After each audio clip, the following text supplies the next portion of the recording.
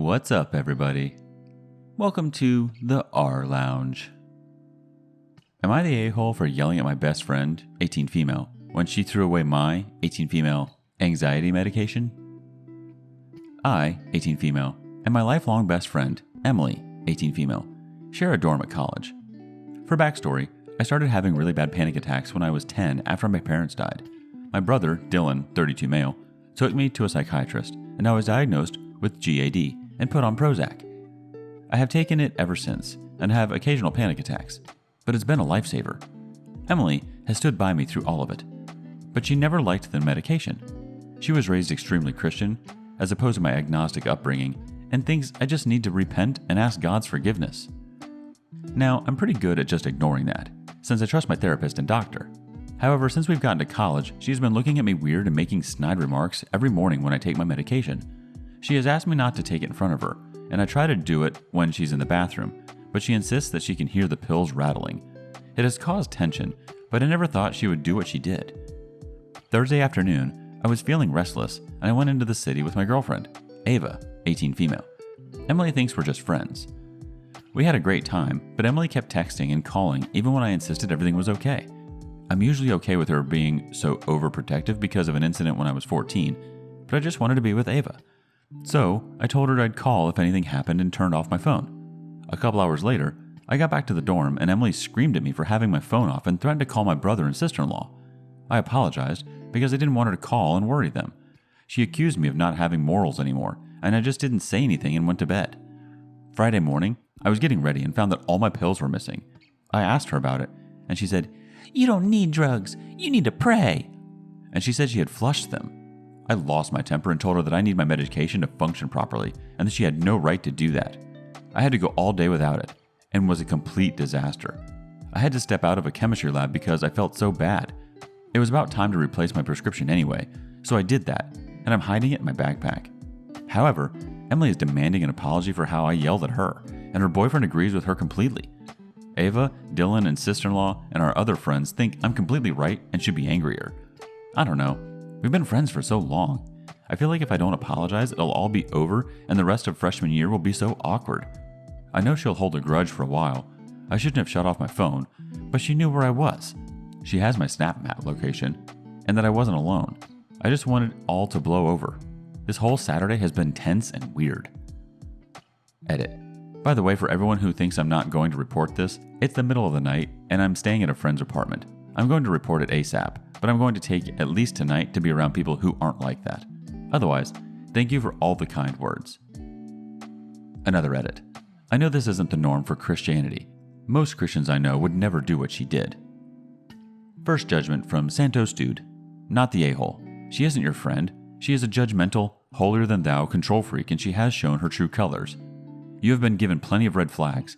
Get the hell away from her if you want to become stable and happier.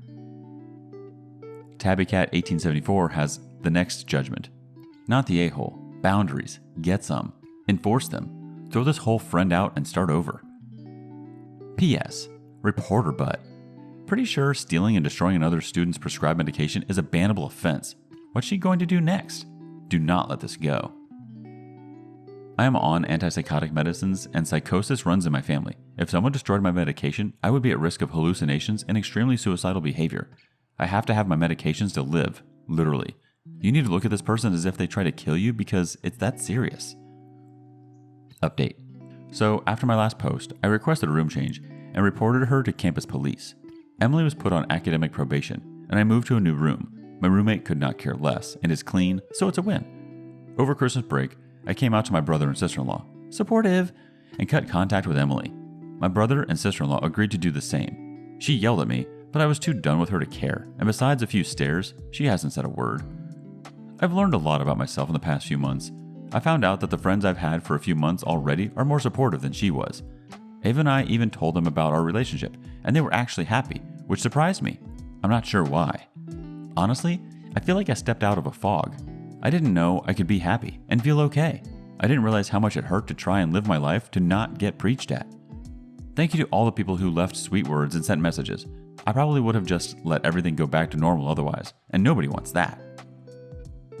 First reaction from Ice Cream Penis. People don't often consider that friendships can be abusive just like romantic relationships can be. So it's easy to get lost in that fog you describe. I'm really happy for you, OP. Now you'll know how to recognize the signs if you ever come across the other toxic people. Wishing you a good and safe life. Baby Potato has another thought. Emily should pray for a better personality while she's at it. I'm glad everything worked out for you. Moving on to the next adventure. Would I be the a-hole for going to my professor and causing a classmate to fail a project? I, 21 female, am in my last semester in college and will hopefully graduate this May. I'm a first-generation college student and genuinely care about getting good marks. This semester, I'm in a class that involves a group project of 4 people analyzing and proposing policy, which is a large portion of our grade. The project proposal is due on Friday, and my group is seriously slacking. Normally, I'm very understanding because things come up. Life is busy and tiring. People have to judge internships and jobs and school and mental health, etc. But this is a huge project, and I'm tired of carrying the group. I made a group chat with my group members and assigned them roles because I figured it would be easier to set it apart and get it done. I was fine with taking the bulk of the project as long as I got some help on the other aspects. 2 of my group mates really stepped up and went above and beyond on their portions, but the last member hasn't touched it. One group member pointed out that she's never in lecture, so I reached out just to make sure she was doing okay. She thanked me for the concern, but just explained that where she lives, class is all online. COVID restrictions have lifted, so she's been enjoying her time out at clubs, bars, restaurants, and will try to get to the project this week.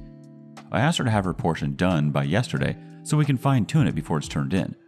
She didn't touch it, so I asked her to get it done by today instead. Still nothing.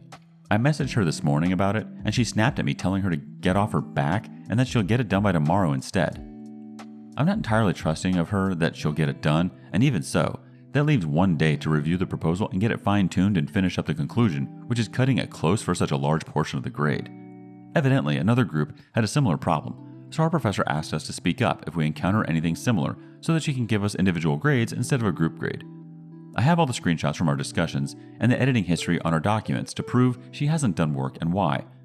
So would I be the a-hole for sending an email to my professor and having her failed for this portion? Am I overreacting, or should I just wait it out for this girl to do the work? One quick judgment from Hey What's Up, It's Me 1. Not the a-hole. She's not doing her part because she's enjoying her time at clubs and bars. If she was undergoing an actual problem and that was the reason she wasn't doing her part, then understandable. But her getting drunk and partying is putting more load on you and your teammates. Talk to your professor. This kind of thing happens all the time, and that's the thing about group projects. You have to deal with people of all kinds. In this case, report her to the professor. I've done this before. The professor would understand and maybe even help you out. Update. I received a few messages about an update in the past month, and while this happened a while back, I'll try my best to remember the details because it may help others who are in similar predicaments. In the end, several more groups came forward with a similar issue, and my professor decided that each group would receive individual grades rather than a group grade, and also required us to fill out group member evaluations. The group member who was not participating ended up filling out her portion of the project last minute when we received the email. It was rough, and there were a lot of inconsistencies and misinformation on her portion. So I reached out and asked if she wanted me to check it over and help her out. She apologized and admitted that she had not been taking the project seriously and was in the wrong. We polished her portion of the project, and she got a decent grade, which she messaged me afterwards to thank me for the help. If I remember correctly, my professor announced that moving forward, she would be grading individually to avoid these problems, but it would still require a group effort for a complete project. But in short, my advice is what a lot of comments mentioned. Group projects suck. They're there to reflect that in life, you might also work in groups with people who don't hold up their end of the work, and you'll need to adjust as necessary. But don't be afraid to bring it up to someone if it's going to seriously negatively impact you. Most importantly, don't forget to be kind and courteous. While in the end she acknowledged what she did wasn't right and it was frustrating, it all worked out and I felt better knowing that in the end I could still help her and there was no bad blood. One quick thought from Cat1832. I remember your original post and sympathized, having had to deal with a similar group in the past. I'm glad you could resolve things peacefully and your group member realized their bad behavior and apologized. On to the next story. Am I the a-hole for trivializing assistance dogs? I honestly don't think I'm the a-hole here, but one of my Facebook friends has gotten into my head, so I'm second-guessing myself. I have a medical alert assistance dog who goes pretty much everywhere with me, so when I went to stay with my family recently, so did she. My wee cousin was fascinated by her, but was very good about not interacting with her in public.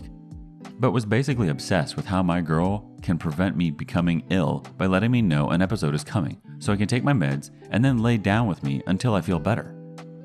My little cousin has special needs, ASD, ADHD, and other health issues that makes them very emotionally volatile and struggles emotionally with mainstream school, etc.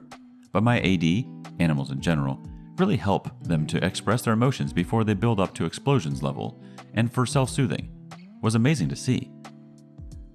They are too young to handle an AD by themselves, and my family doesn't want to explore an adult-handled AD for them at this moment in time. Ethics of assistance dogs for children is a whole thing. But wee cousin was so upset at me and my dog for leaving that I wanted to do something for them. So for Christmas, I bought her a Build-A-Bear assistance dog. It's a chocolate Labrador with a heartbeat sound and lavender scented, her favorite scent, and has a wee assistance dog coat. Absolutely adorable. Wee cousin has permission from school under their accommodation plan to take a toy to school every day, so I figured this gives them their own AD without all the hassles of a real one, but hopefully without the teasing they currently get for taking a security blanket to school, toddler toys. They already get cool points after I walked them to school for a week with my real AD, so I'm hoping the plushie version carries it over. They are under 10. But when I shared the story among my assistance dog social group, while several thought it was sweet, a few were saying it was an absolute mockery of our real dogs, and I'm an a-hole for making it look like a cuddly toy can replace what they do, etc. That I should have been pushing my relatives to get her a real AD. I just thought this was a cute gift to help support her and take the pressures off my dog when we visit. Am I the a-hole for that? Update. I've had a few DMs asking for updates, etc., so just putting it here. My wee cousin adores Bambi 2, the plushie assistance dog, and she is already being super helpful. The most adorable part is, wee cousin makes sure that the plushie has off-duty time and gets to play, etc., and only wears the assistance dog jacket for going to school or into shops, etc., mimicking how I am with my live assistance dog. But it is working. Thanks to the plushie, there have been fewer meltdowns and much better communication and coping at home and at school. It hasn't been a miracle cure, obviously, but my wee cousin is better able to cope and manage their emotions and communicate what is distressing them so problems can be solved before they escalate to unbearable levels. I'm still firmly in the belief that a live dog is not the right option for wee cousin at the moment, as their household isn't capable of the daily care, exercise, maintenance, training of a dog due to schedules, disability, other stuff with the adults. And I don't think wee cousin is actually emotionally capable of dealing with the reality of a live dog that isn't always going to be in the mood for their energy and volume. But this has worked out to be the right gift for their age, situation, and needs, and I feel a lot more secure that it doesn't take away from the legitimacy of live assistance dog teams, like my own girl or the many others out there like us. Edit. Just been on the phone with my cousin's family. My heart is melting. They take Bambi 2's work coat off during morning break and lunch to give her a break from working, and let the other kids say hello. If she has her work coat on, then she is on duty and only allowed to interact with wee cousin and teacher.